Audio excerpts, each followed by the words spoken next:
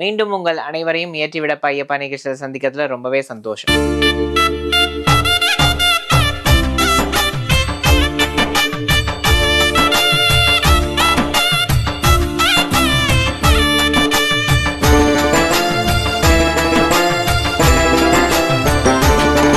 ஒவ்வொரு நாளும் நம்ம ஏற்றிவிடப்பா ஐயப்பா நிகழ்ச்சியில் ஐயப்பனை பற்றியும் சபரிமலை யாத்திரையை பற்றியும் நிறைய அரிய தகவல் நான் அவங்களோட பகிர்ந்துட்டு வந்துட்டு இருக்கேன். அது மட்டும் இல்லாமல் இந்த விரதத்தை எப்படி ஃபாலோ பண்ணணும் அப்படின்ற விஷயங்களும் நம்ம இந்த நிகழ்ச்சி மூலமா தெரிஞ்சுட்டு வந்துட்டு இருக்கோம். இசை பயணமாக அமைந்த இந்த நிகழ்ச்சி யாத்திரையாக செல்லக்கூடிய ஐயப்பனுடைய அந்த வரலாற்றை பற்றி நிறைய தகவல்கள் நாம் இந்த நிகழ்ச்சி மூலமாக தெரிஞ்சுக்கிறோம். இந்த ஐயப்பனுடைய பூஜை முறைகள் பற்றியும் பிரம்மச்சரிய விரதத்தை பற்றியும் ஒவ்வொரு நாளும் நமக்கு சொல்லிட்டு இருக்காரு கலைமாமணி வீரமணி ராஜு அவர்கள். இன்னைக்கு என்ன விஷயம் சொல்ல போறார்? குருசுவாமி மூலியமாக நம்ம தலையில ஏற்றப்பட்ட இருமுடி கட்டப்பட்டு இந்த ஐயப்பனுடைய சபரிமலை யாத்திரைக்கு புறப்பட்ட ஒரு பக்தர் ஐயப்பனை தரிசனம் பண்ற வரைக்கும் இடைப்பட்ட இந்த யாத்திரையில என்ன விஷயங்கள்லாம் செய்யலாம், என்ன விஷயங்கள் எல்லாம் செய்யக்கூடாது அப்படின்றத பத்தி நமக்கு இன்னைக்கு சொல்ல இருக்காங்க. வாங்க கேட்டு தெரிஞ்சுக்கலாம். சுவாமியே சரணமையப்பா, ஏற்றிவிடப்பா ஐயப்பா தொகுப்பிலே நாம் பல நல்ல விஷயங்களை நாம் இப்பொழுது உங்களோடு நான் பகிர்ந்து கொண்டிருக்கிறோம். ரொம்ப மகிழ்ச்சி. இப்போ இருமுடி எடுத்துன்னு சபரிமலைக்கு கிளம்பியாச்சு. இன்னைக்கு சபரிமலைக்கு போறவங்க எப்படி போறாங்க அப்படின்னா, சார் இதான் சார் ஒரு ஆப்பர்ச்சுனிட்டி. எல்லா கோயிலுக்கும் போயிட்டு ஒரு வாரம் கழிச்சு சபரிமலைக்கு போவான் சார். இங்கேருந்து நேர சமயபுரம் சார், நேர பிள்ளையார்பட்டி சார், நேர மதுரை சார், அப்புறம் அங்கேருந்து நேர ராமநாதபுரம் சார், அங்கேருந்து நேரம் ராமேஸ்வரம் சார், அங்கேருந்து நேரம் குருவாயூர் சார், சோட்டானிக்கரை சார், எல்லாத்தையும் போயிட்டு நேர சபரிமலை சார். ஒரு வாரம் கழிச்சு ஒரு முக்கியமான விஷயம், நீங்கள் கோயிலுக்கு போகிறது தப்புன்னு நான் சொல்லவே இல்லை. கோயிலுக்கு போகிறது தப்பு இல்லை, எந்த கோயிலுக்கு வேணால் போகலாம், எந்த கோயிலுக்கு எந்த நேரத்துக்கு வேணாலும் போங்க. ஆனால் இந்த ஐயப்பன் பூஜை பண்ணும்போது ரொம்ப சீனியர் குருசாமிஸ்லாம் சில பேர் இருப்பாங்க, நீங்கள் அவங்கள பார்த்தீங்கன்னா தெரியும். இந்த ஐயப்பன் பூஜை பண்ணும் பொழுது இந்த இருமுடி கட்டுறதுக்கு வராங்க பாருங்க, அவங்களுக்காக காத்துட்டு இருக்க கூடாது.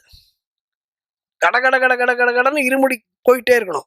சில பேர் இந்த 200 பேர் 250 பேர் போற குரூப்ல என்ன பண்ணுவாங்க, ஏன்பா இப்ப நம்மளுக்கு வராதுப்பா, நம்மளுக்கு எப்படியும் ஒரு 10 மணி ஆகும்பா அப்படின்னு இவன் முள்ள டீ எல்லாம் குடிச்சிட்டு ஹோட்டல்ல டிஃபன்லாம் சாப்பிட்டுட்டு டிஃபன் சாப்பிட்டுன்னு ஞாபகம் வந்தது. அந்த இருமுடி நிறைக்கும் வரை எத்தனை மணி ஆனாலும் சரி ஒன்றும் சாப்பிடக்கூடாது. குழந்தைங்கள் இருந்ததுன்னா குழந்தைங்களுக்கு கொடுக்கலாம், ஏதாவது தப்பு இல்லை. நம்ம இருமுடி நிறைக்கும் வரை, அந்த நெய் ஊத்துற வரைக்கும் நம்ம எதுவும் சாப்பிடாமல் இருப்பது நல்லது. சரி, இப்போ அங்கேருந்து இங்கே வருவோம். இந்த இருமுடியை எடுத்துட்டு சபரிமலைக்கு போகும்போது இந்த பல கோவிலுக்கு போறது தப்புன்னு நான் சொல்லலை. ஆனால் குருசாமிகள்லாம் இந்த 250 பேர் 300 பேர் போற குரூப்ல அவங்க லேட்டா வருவாங்க. சில பேர் இந்த இருமுடி நிறைக்கும் போது, நீங்க நிறைய பேர் உங்களுக்கு அனுபவம் இருக்கும், இருமுடி நிறைக்கும் போது பக்கத்துல தட்டுல ஒரு கற்பூரம் வச்சு ஏத்தின்னு இருப்பாங்க. அந்த கற்பூரம் அணையாம பார்த்துட்டு இருப்பாங்க. இது இந்த இருமுடிக்கு சாட்சி, அந்த அக்னி. நிறைய பேருக்கு அது என்ன காரணம்னே தெரியாது. எதுக்கு சார் இருமுடி நெய் ஊற்றும் போது பக்கத்திலே ஒரு தட்டில் கற்பூரம் போட்டுனே வராங்க அப்படின்னா, அக்னி சாட்சியாக நான் என்னுடைய ஜீவாத்மாவை எடுத்து வருகிறேன், என்னுடைய தூய்மையான உள்ளத்தை உனக்கு கொடுக்கிறேன், எனக்கு நீ என்ன கொடுக்கணுமோ கொடுறான்னு அர்த்தம். இப்போ ஃபோன் கிடைக்கிறது, கார் கிடைக்கிறது, வீடு கிடைக்கிறது, நிலம் கிடைக்கிறது, இதெல்லாம் சகஜங்க. நகை வாங்கிறது இதெல்லாம் சகஜம். இது எல்லாத்தையும் விட நமக்கு முக்கியமான ஒன்று இருக்கு. நம்முடைய மோட்சம், நம்முடைய முக்தி நல்ல முறையிலே இருக்க வேண்டும். அது ஜீவாத்மா அந்த பரமாத்மாவோடு சேரும் பொழுது நமக்கு ஒரு நிம்மதியான வாழ்க்கை கிடைக்கும். அதுதானே வேணும். எங்கேயாவது நிம்மதி எப்போ ஏதாவது கடையில் ஒரு 10 கிலோ நிம்மதி கொடுப்பான்னு கேட்க முடியுமா? நான் 1 கோடி ரூபாய் தரேன், எனக்கு ஒரு கிலோ நிம்மதி வாங்கி கொடுப்பா அப்படின்னு கேட்க முடியுமா? முடியாது. அந்த நிம்மதி எங்க கிடைக்கும்? ஐயப்பட்டு தான் கிடைக்கும், இல்லையா? இதை நம்ம தெரிஞ்சுட்டு இதை பண்ணணும். அப்போ அப்படிப்பட்ட சபரிமலைக்கு நம்முடைய ஜீவாத்மா பரமாத்மாவோடு இணைகிற அந்த காலகட்டத்திற்கு நாம் காத்திருக்க வேண்டும் என்பதுதான் நிச்சயம். இப்போ சபரிமலைக்கு போறோம்.